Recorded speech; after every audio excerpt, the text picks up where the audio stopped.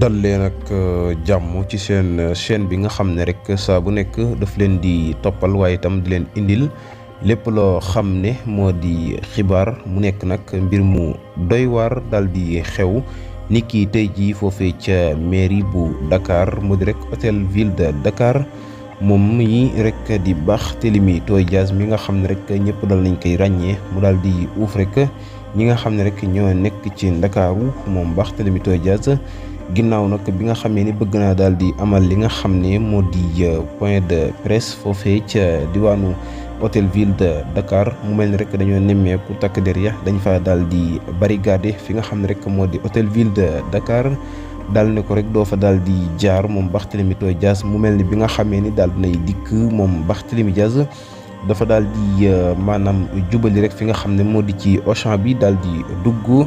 jënd li nga xam ne moo di chocolat mu nekk nag lu doy waar loo xam ne tey jii lañ ko daal di nemmeeku ni ki tey jii foofee ca diwaanu hôtel ville de Dakar takk der ya dañ fa daal di fees dell daal di barricade ngir rek kile di maire bu Dakar di Barthélémy Dias bi fi nekkoon nga xam ne rek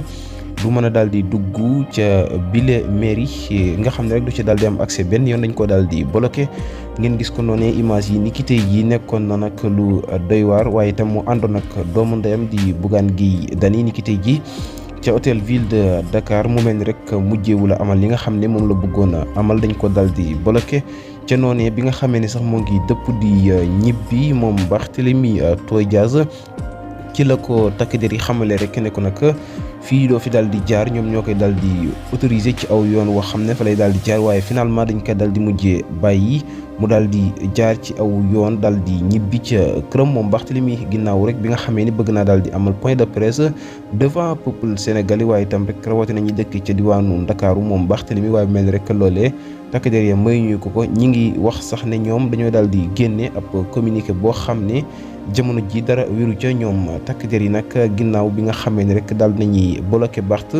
mu mel ni rek communiqué bi nga xam ne ñoom daal nañ koy génne woon loolee nekkul benn yoon lu wér ci nga xam ne rek daal nañ koy sukkandikoo ci ñenn ci gëstukaay xabaar yi ñoom la ñu xamle moo di ñenn ci takk der yi nga xam ne rek ñoo daal di fësaloon loolee am na ca loo xam ne dara wéru ca mu nekk nag loo xam ne jamono ji doy na waar lool ci réew mi di réewum Sénégal ginnaaw rek biñ ko bloqué la mu def moo di dugg ca Auchan ba daal di jënd chocolat bu mu duggee ca biir ca la ñu wax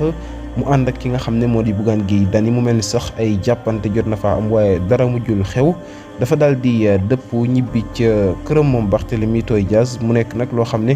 réaction sénégalais yi la ñuy wax moo di ak jaay doole lañ ko daal di teg waaye itam rek ak daal jaay nooteel waaye itam rek di ak état bees bi nga xam ne ñoo fi daal di nekk ci doxalin wi nga xam ne jamono ji ñi ngi koy teg ci kaw maire bu Ndakaaru mu di Barthélémy Dias loolee naqari ñi nga xam ne rek mooy ñenn ci ñi nga xam ne ñoo di peuple sénégalais bi rawatina rek ñi nga xam ne ñoo dëkk ci diwaanu Dakar waaye itam ànd ak kile di Barthélémy Dias ni ki tey la xewoon foofee ci hôtel ville de Dakar mu nekk nag loo xam ne daal dinay doy waar jëm ci réew mi di Sénégal.